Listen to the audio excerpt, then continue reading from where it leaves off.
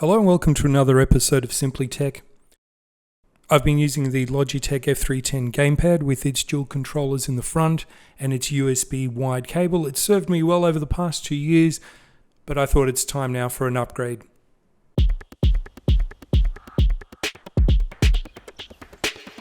First up, let's look at some of the specifications of the Logitech F10 wireless gamepad. This gamepad is designed to run on Windows Vista and above, and Chrome OS. It connects wirelessly with the 2.4 GHz nano transceiver. It features the dual vibration feedback, the 4-switch D-pad, which is an improvement over the 310 that had the single switch. Now it weighs a hefty 286 grams or 10.1 ounces. That includes the battery, so that is a huge difference there over the 310. And it does have a 10-foot range, which means you don't have to sit at the desk. You can sit on the couch and be a little bit more comfortable. And importantly, you can get up to 10 hours game time on 2 AA batteries. Now, it does come with the 2 AA batteries in there. You can disable the vibration function, which means you get a little bit more game time. Okay, so my package arrived from Amazon. Let's open it up and have a look at what's included. Well, it comes in this neat, compact package. Inside you get the gamepad itself.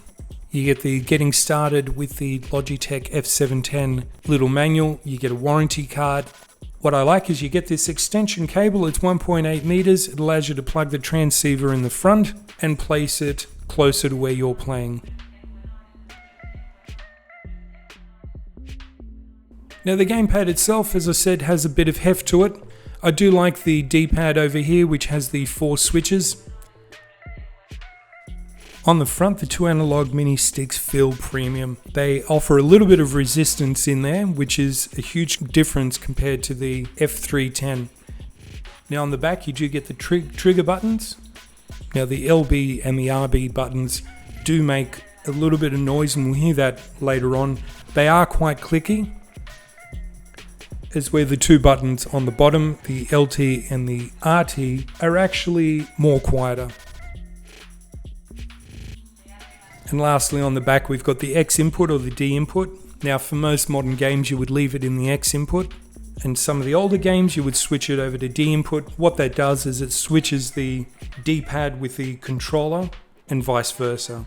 Now again, on the bottom, you've got a place for the 2 AA batteries. If you do pull this panel off, there is a place to store the nano transceiver.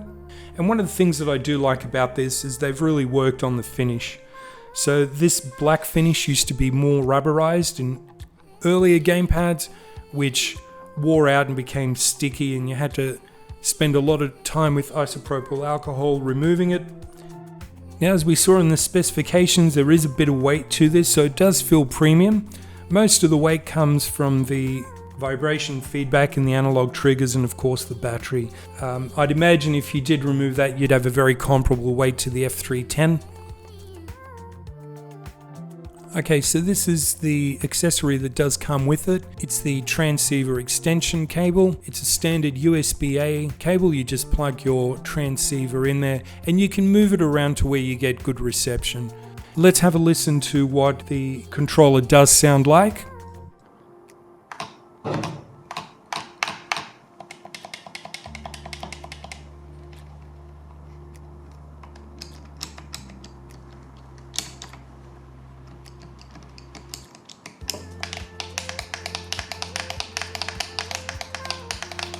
So as I mentioned before, it does make a bit of noise, especially the 2 switches on the back there.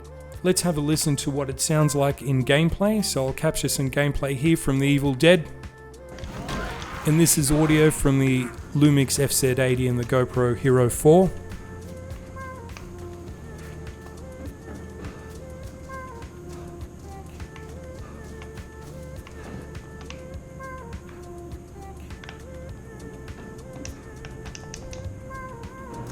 Black.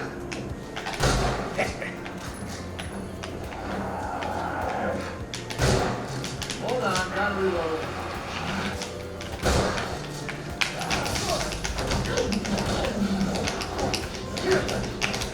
But for $60, this isn't a bad little unit. it is a great replacement to the F310. I think I'll get many hours of gameplay out of this. Well, I hope you did enjoy this quick look at the F710 Gamepad. If you did like the video, remember to hit like and subscribe for updates on new content.